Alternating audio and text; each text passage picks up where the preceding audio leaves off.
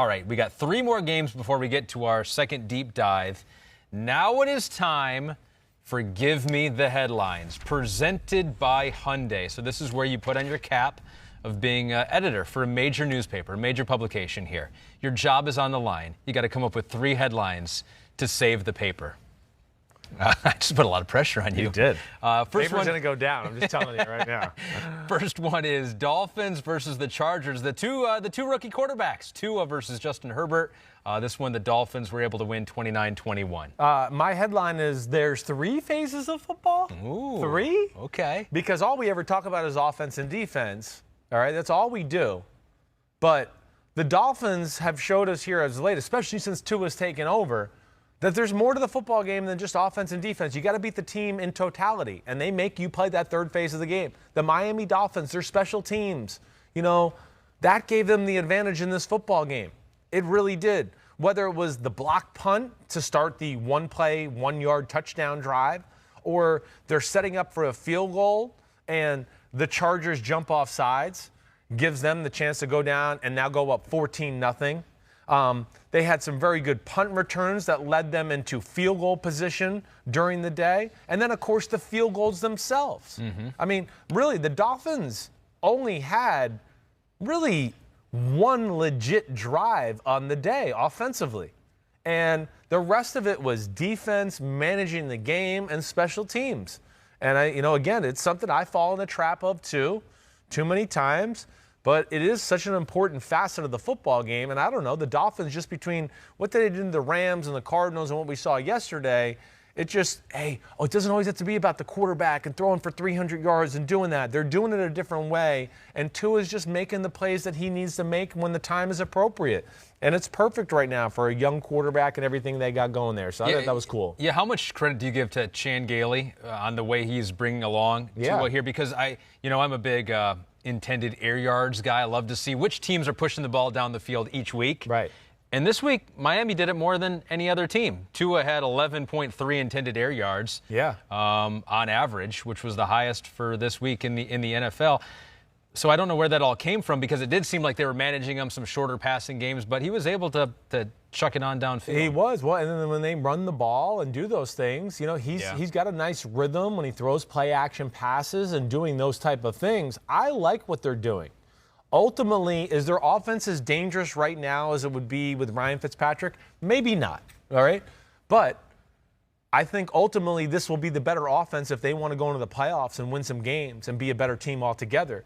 I don't think, Ryan Fitzpatrick, they could have had games yesterday where maybe he would have been in there and they would have in the shotgun and he would have thrown for 300 yards and 3 touchdowns and looked good. But I could also tell you in that same game, he could have thrown 4 interceptions and lost you the game just as easily.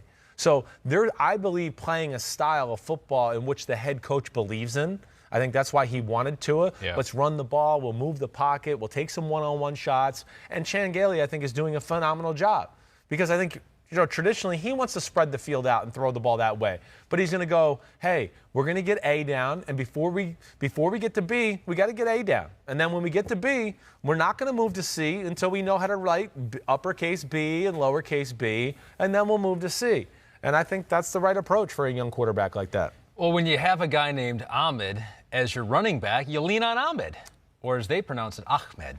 I had a person come up to me one time and said, how do you pronounce your name? Did they go Ahmed? And I go, probably.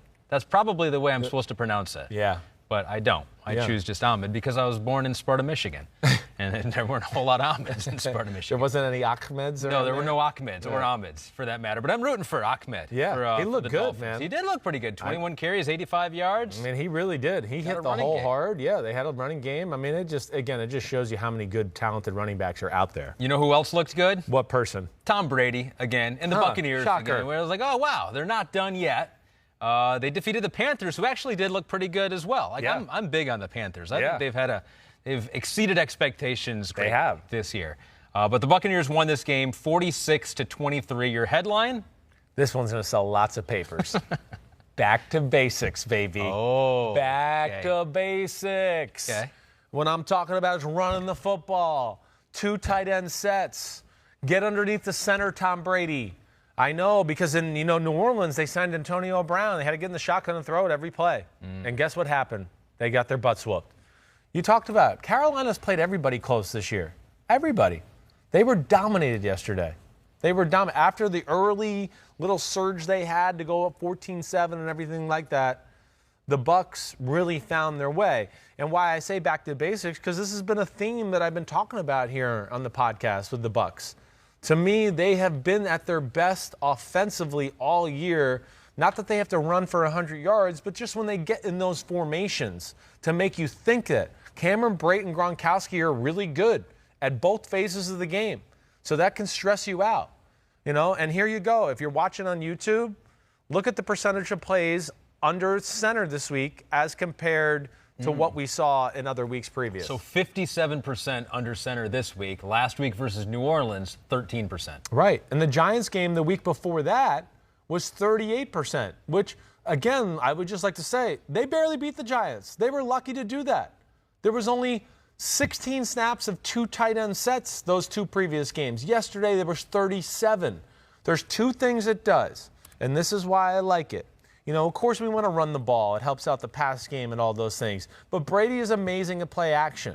And that's where Gronk and Mike Evans and all of them can make big-time plays. And then the other aspect of that is these 2 tight end sets underneath the center. When Brady does drop back, no play action, just drop back to pass, he's been best when he has that extra tight end to block. And that gives him the confidence to go, wait, I'll sit in the pocket and I'll make the big throw here. I know I'm going to have time. And to me, that's what they did yesterday. Brady wasn't even on his A game yesterday. I know he was 28 of 39. Like, no joke, he should have been like 35 for 39 for 498 yards. He missed some wide open throws. But who cares? He's going to go back and go, they're going to go, okay, you missed him. So what? You'll hit him next time. But this is the right way to play. We proved that. And I think with all those stars they got a receiver, they'll all be happy with they got touches. Yeah, it wasn't groundbreaking, but they got enough touches and you win. That'll keep the receivers quiet. 11 targets for Mike Evans, a team high there. Antonio Brown had 8 targets, but you're right. He spread the ball around. They ran the ball great. Yeah. Ronald Jones, the 98-yard touchdown, Man. 192 yards in the game. And it's good that he's producing because Leonard Fournette looks a little slow out there. 8 carries for 19 yards. Did. Hasn't been as explosive I don't know what's the deal there. I mean, he was hurt, weird. and then I don't know if he's got a little leg or knee issue, but yeah, I don't know. But good for Ronald Jones. Yep. And hey, not that they're all line and like it's not the best in football, but it's really good and it's got size. It's got real size. They'd be crazy not to kind of impose their will. And just real quick on the defensive side of the ball. Early on, it was like the Saints game again. Carolina runs the Saints offense. And it was like, well, are you just going to let them dink and dunk you for 5? Are we just going to let Teddy Bridgewater and company just go down the field on you like this? And it's like they went down 14-7 and they went, enough. We've had enough. We're going to blitz and we're going to get in your face and play man-to-man. And to me, that's when they're their best. I don't know why they've gotten a little into this like soft zone coverages and we're going to play it safe. To me, that is not the best Buccaneers style of defense. They got the win. They figured yeah. it out. Teddy Bridgewater did get hurt at the end of the game. We'll have to see his status. I hope he plays Hope because he's all right. They've been fun to watch. Our final, give me the headline. Packers defeat the Jaguars. It was close. 24-20. Weather wasn't great in Green Bay, but 24-20, the final score. This one's going to sell the most papers of the day. You better hope so. Not exactly perfect. Okay. Because the cat? Yeah. I mean, don't act like stupid. Well, no. It's not selling it. It's not exactly perfect, okay? That line was not perfect. Okay. All right. He says we're going bankrupt. We're not selling any papers. Damn it. It wasn't perfect, but it was good enough. No. Say it again. It wasn't perfect. Thank you. But it was your guy came through. Yeah. That's all he needed to do. But that's why we're not excited about that's why we don't know who's the best team in the NFC. Right. We're like, who's good? That's why I'll still stand by. I don't give a damn what they looked like this week or last week. I'm still going to sit here and tell you I still think the 2 best teams with the most potential in the NFC are still the Saints and the Bucs. They, to me, have the most potential to be complete football teams. Yes, as you saw again there yesterday with the Packers, there's issues. And you're right. It's, my guy delivered. That's what it always is with Green Bay. Yeah. It's always he's got to deliver. He's got to make it happen. And it wasn't pretty yesterday. I mean, yeah, they had their issues. You saw once again the inability to stop the run game became an issue, and There's no room for error for them on the offensive side of the ball. Devontae Adams at 17-10, he's going to make a big play. He fumbles the ball. They get a short field, the touchdown.